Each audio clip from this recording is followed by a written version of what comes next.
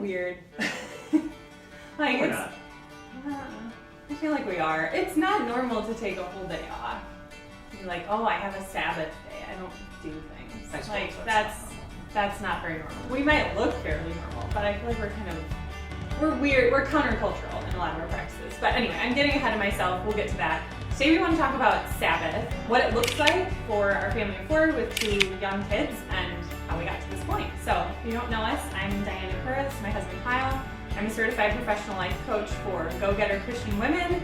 I help them simplify and systemize to make time for what matters most. And my husband is an awesome partner in implementing all of those things in our family life too. So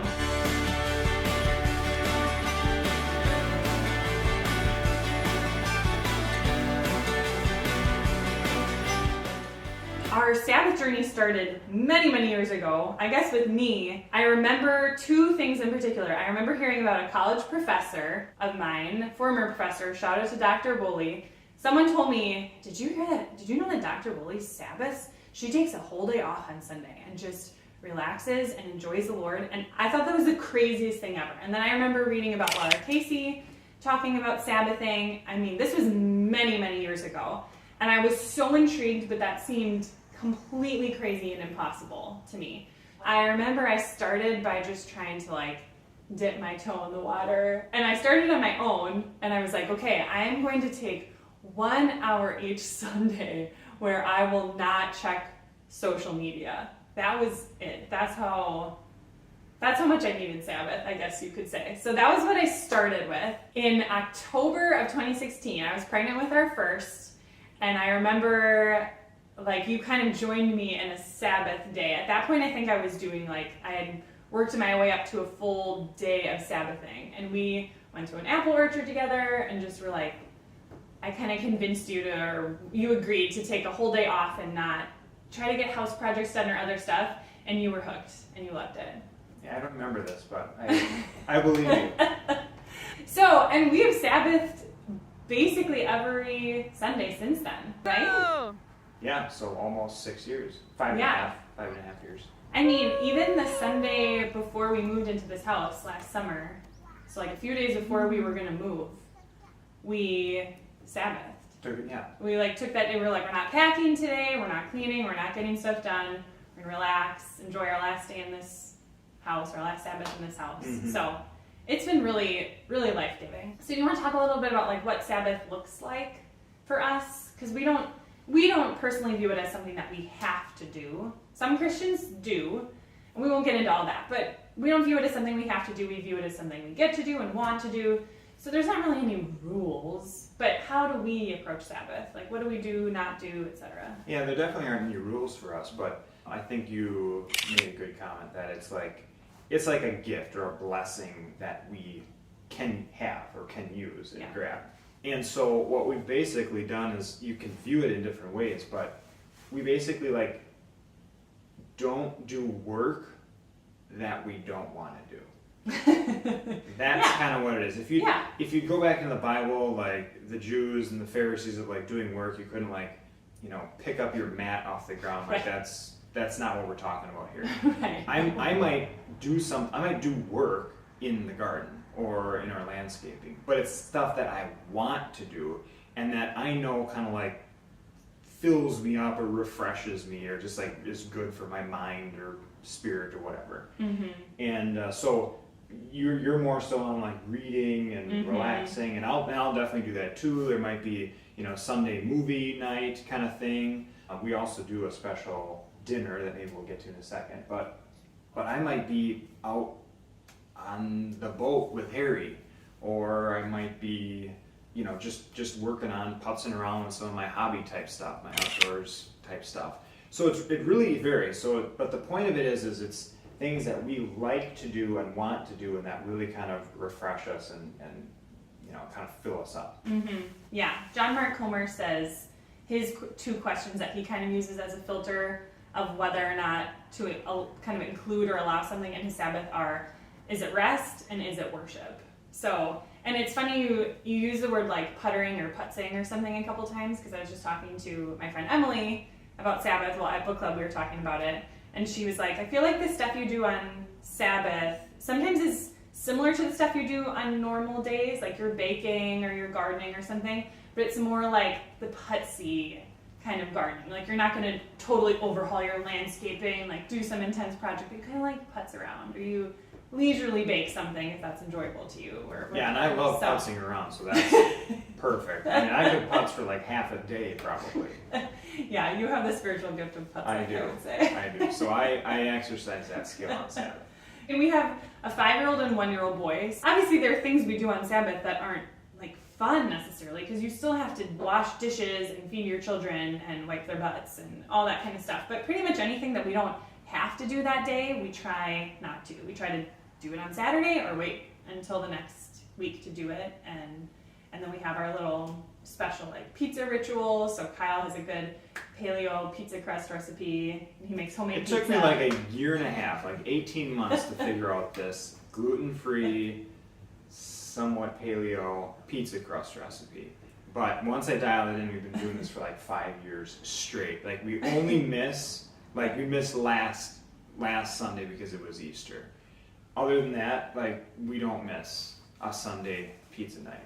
Yeah, so it's fun to have like little traditions, and I think aside from the pizza thing and just trying to have very minimal like phone use or screen time, like I don't really use my phone at all usually on Sundays. Pretty much our phones will be in the kitchen, one of the kitchen cabinets, like the entire day. Yeah. Unless like if I'm going out fishing or something with Harry or doing something like that, I'll take it with. But it's super minimal phone use, technology use. That's another part of it that you could, again, be really strict with or lenient, but you could choose to be like, this is my Sabbath day. I'm disconnecting from like technology. You know, obviously like watching a little bit of TV or a movie or something is one thing, but then just like sitting we never miss Packer games. This is true. Packer games are always part of Sabbath. But like that disconnection from the constant scrolling of technology is super, super nice and really, really good for your brain too. So that's almost always an element of our Sabbaths. Yeah. And are we people who use Sabbath to get together with lots of friends and family, or? We almost always try for it to just be us at home. We are more introverted people by nature, and doesn't mean that doesn't make us socially awkward. We're actually very, very adept socially. But I hope so. I'd like to think so. I think we are. Okay. You can comment if you want below if you disagree. But we try to have it, a little bit more just our family. So sometimes that causes problems because other people will invite us to do things on Sundays, and we will still do things occasionally on Sundays. We don't like say no to everything. If somebody has a nephew or niece has a birthday party, it's like, okay, we're gonna go to those things. Yes. But generally speaking, we try and avoid that, and we try and just stick at home, or maybe we split up for part of the day, and I'm doing something with Harry or George, and vice versa. There's family elements of it, but it's just our family, usually not with other people. Yeah, so no to-do list, no chores, minimal social things, because that's more draining and stressful for us than it is refreshing. I try not to run errands, we try not to use our phones. What do our kids think of it? I mean, George is one, but what does Harry think about it? I mean, Harry loves it. It's because we're giving them more attention, and what kid doesn't want that? So I think it's a huge thing when they're little, but and they probably realize it to some degree. We probably mostly notice because of their behavior is going to be generally better on Sabbath days because they're getting that attention. But I think over time they'll really learn to appreciate it, and it'll morph and change. They might, as they start to pull away when they get older, they're going to do more of their own thing and less with us. But I think they'll appreciate just having that day where, as a family, we're not just grinding to get stuff done or task definitely oriented. my MO. Yeah, for sure. Yeah, Harry loves it. He gets super excited. He calls it family day. And we go to church on Saturday nights. So Sabbath on Sundays is like literally home all day. I mean, we like to get out and go on a nice long walk. And I would say that like occasionally some kind of social thing comes up with neighbors. It's like really spontaneous and relaxed. And that's actually kind of fun and life-giving because it's like you walk across the street in your bare feet and hang out on the patio and have some snacks or something. But Yeah, for the most part, we're just kind of like home or maybe a little outing, and we're not at this point the kind of people who do like a lot of fun stuff. We don't take our kids on a lot of trips or like do all these big fancy outings with them. But I'm really thankful so they're not going to necessarily have like memories of, oh, when I went to Disney World when I was 5 or something. Maybe someday we'll take them to Disney World. But I hope that they have like really sweet memories of just this slow, simple Sabbath time. And I hope it kind of teaches them to like appreciate just simple things, you know? I feel like Sabbath forces you to, when you slow down, you realize like, oh, my life is really lovely. I'm so blessed just as I am. I don't have to like always be hustling for more and better, which is definitely kind of my typical mode. And then you slow down and you're like, oh, like my life is so lovely and blessed. Thank you, Lord. And you just get more time to notice him and enjoy him. Yeah, it's definitely countercultural for sure to like actually try to do less on a weekend. I know I have coworkers and things that are always like telling me all the things they jam-packed into the weekend. And in my brain, even though I'm nodding my head like, oh, that's cool, in my brain I'm thinking, that sounds like a nightmare. And it might be life-giving for them. Maybe, I doubt it.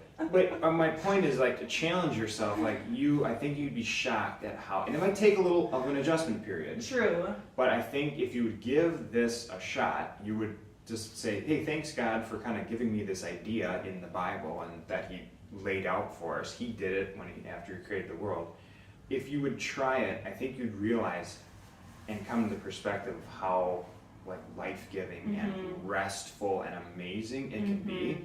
And granted, you're not going to get as much done, if in a sense.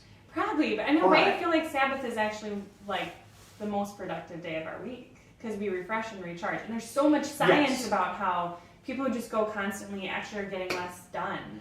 Right. So I don't know. We might actually get as much done in 6 days as we would in 7. I think there's an argument for that, but I think initially it feels like I'm giving up a whole day of productivity, right? Which feels insane. But that's why like we kind of started out gradually, and at this point I don't feel like I'm missing out. I just don't view that as like a potential day to get stuff done. So to me, I kind of have 6 days a week to get stuff done, and that's just what it is. And to kind of prepare myself to be able to take a day off on Sunday, I try to have my upcoming week planned out, if I can, in advance so that my brain can kind of rest knowing like all the important things that need to get done next week are planned out in some way. Work stuff, personal stuff, and then our household assistant who does like some cleaning and meal prep stuff comes Saturday night while we're at church. So we come home from church to a clean house, start Sabbath with a clean house. And like there are things that pop in my mind all day on Sunday, on Sabbath. I usually end the day with like a couple pages of random things that I've brain dumped, but like almost all that can wait until the next day or future. So I just try as much as I can to be like, I don't need to do that stuff today, and just kind of shift my brain into a different gear. It's lovely. So yeah, well, we will put some links to some other videos that might be helpful and interesting below, and link to some resources. My favorite book, I've read many books on minimalism, slow living, Sabbath. I would say start with The Ruthless Elimination of Hurry. It is so good, so well written, so beautiful, and written by a Christian. And we would love to have you subscribe and hang out and comment and tell us your thoughts on this or your questions or your hang-ups, and I'll get in the comments and respond to you. And if you'd like to work with me as your life coach, look for the info on that below. I can help you with Sabbath, help you with any kind of simplifying your life, living intentionally, or if you're not ready for that, at least join our email family and we'll send you some cool freebies. So thanks for hanging out. See you soon. Bye.